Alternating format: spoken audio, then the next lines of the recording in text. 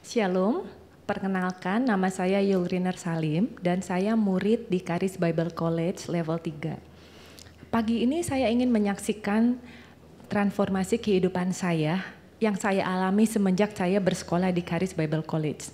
Di mana di sini saya mengalami perubahan paradigma dan pola pikir. Flashback di tahun 2018, pada saat itu saya belum bersekolah di Charis.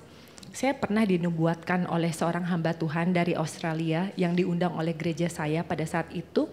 Dan tiba-tiba hamba Tuhan ini memanggil saya yang saya tidak kenal dan dia berkata, "My daughter, I'm so proud of you. After all you have been through, yet you are still standing here." Saat dia berkata itu saya langsung menangis. Karena saya tahu itu Tuhan sendiri yang berbicara langsung kepada saya. Karena pada saat itu saya sudah berstatus bercerai dan pastinya di mana mata dunia dan orang Kristen akan memandang saya negatif dengan status perceraian saya. Lalu hamba Tuhan ini berkata lagi, "From now on you will live on the top mountain and you don't even smell any smoke." Wow, nubuatan ini sangat sekali menguatkan saya pada saat itu. Meskipun saya pun bingung ya, bagaimana ya Tuhan caranya untuk naik dan hidup di gunung yang tinggi itu yang kamu udah nubuatkan kepada saya. Lalu singkat cerita pada tahun 2020 teman kuliah saya dulu Ibu Nana tiba-tiba mengirimkan link pendaftaran murid Charis Bible College. Dan saat itu saya memutuskan untuk mendaftar. Dan ini adalah keputusan yang terbaik yang pernah saya buat di sepanjang hidup saya. Di Charis saya mengalami perombokan total pondasi kehidupan kekristenan saya. Pola pikir saya dimulai dari pengenalan akan kasih Allah yang tidak bersyarat untuk saya dan pengenalan akan identitas dan otoritas saya di dalam Kristus sebagai orang percaya. Semenjak itu pun saya mengalami terobosan-terobosan yang dahsyat, terutama di dalam restorasi keluarga.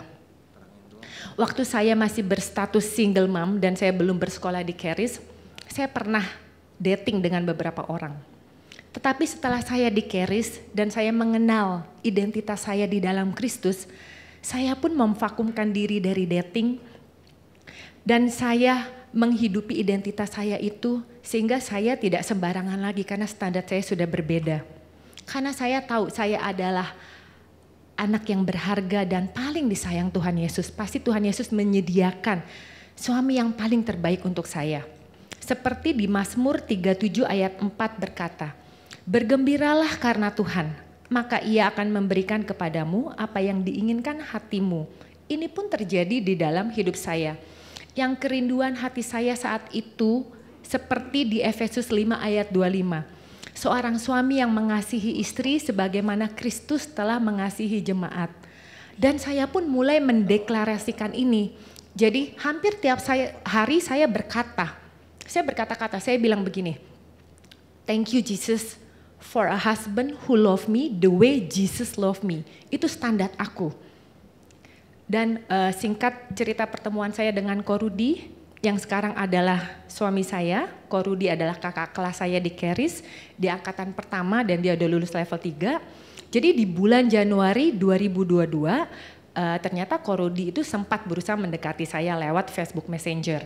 Tetapi pada saat itu saya menolaknya secara halus. Karena saat itu saya momen membatasi diri saya dengan perkenalan dengan pria-pria. Lalu pada bulan Maret di Komsel yang saya bentuk dan Nuki teman saya di Charis di Komsel kami terjadilah perselisihan di antara anggota Komsel. Nah lucunya salah satu anggota Komsel ini kekeh banget bilang ke saya, masalah ini hanya Rudi yang bisa menyelesaikan. Nah karena dia maksa kekeh akhirnya saya ke Facebook Messenger karena saya ingat Ko Rudi pernah kontak saya di sana. Saya kontak Ko Rudi, saya tanya, "Kok kamu kenal gak sama si A? Kenal gak sama si B?" Tapi jawaban Ko Rudi adalah, "Nomor WhatsApp kamu berapa?" Jadi disitulah kami mulai saling mengenal dan dari perkenalan ini saya mengetahui ternyata Ko Rudi sudah mendapatkan pewahyuan yang sama. Di Efesus 5 ayat 25 itu, di mana suatu pernikahan itu adalah gambaran dari kasih Kristus kepada jemaatnya, di mana suami adalah gambaran dari Kristus dan istri adalah gambaran dari jemaat. Dan kami pun mengalami restorasi di pernikahan dan keluarga kami yang baru, di mana sekarang anak-anak kami dapat melihat lambang dan bayangan kasih Kristus dan jemaatnya di dalam keluarga kami. Dan saya juga mau menyaksikan bagaimana saya menghidupi otoritas saya di dalam Kristus.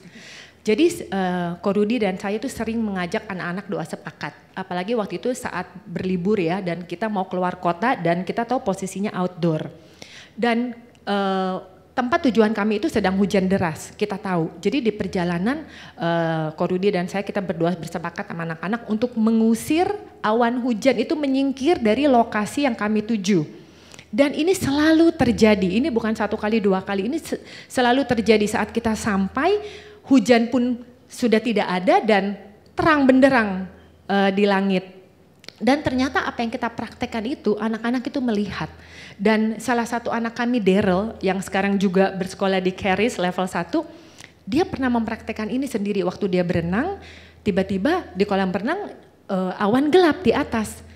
Dan dia mempraktekkan apa yang kita sering praktekkan di depan mereka, dia mengusir awan hujan itu dengan otoritasnya dia, dan tidak terjadi hujan waktu di saat dia berenang. Dia pulang dan dia cerita kepada kami.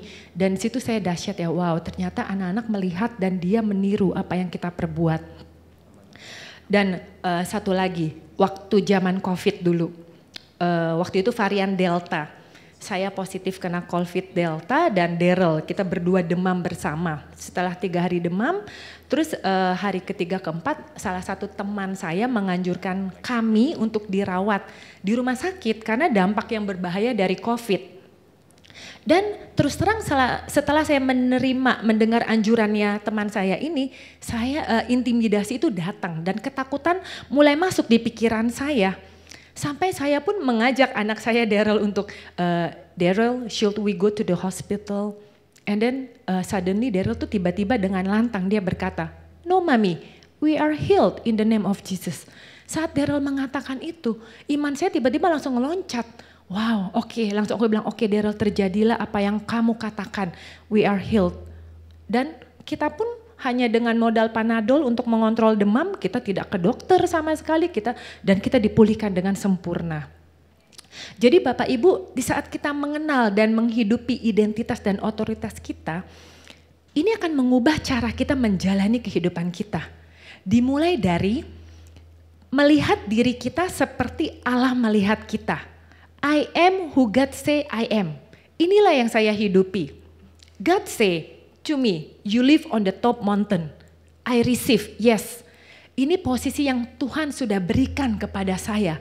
Dan saya yakin Tuhan juga sudah memberikan ini kepada Anda.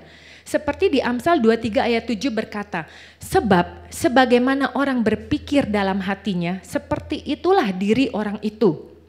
Dan Allah melihat kita ini adalah pribadi pemenang. Seperti di Roma 8 ayat 37 berkata, tetapi dalam semuanya itu kita lebih daripada orang-orang yang menang oleh Dia yang telah mengasihi kita. Bapak Ibu, jangan izinkan dunia mendefinisikan kita. Dan juga jangan mencoba mendefinisikan diri kita sendiri. Fokuslah pada siapa yang Tuhan katakan tentang kita. Akhirnya saya mengerti apa yang Tuhan katakan kepada saya bahwa I live on the top mountain. Itu adalah posisi saya di dalam Kristus. Yang berdiri di posisi berkemenangan on the top mountain. Inilah standing ground saya. Jadi menghidupi kehidupan yang supranatural ini sangatlah natural buat kita semua yang di dalam Kristus. Tuhan Yesus memberkati.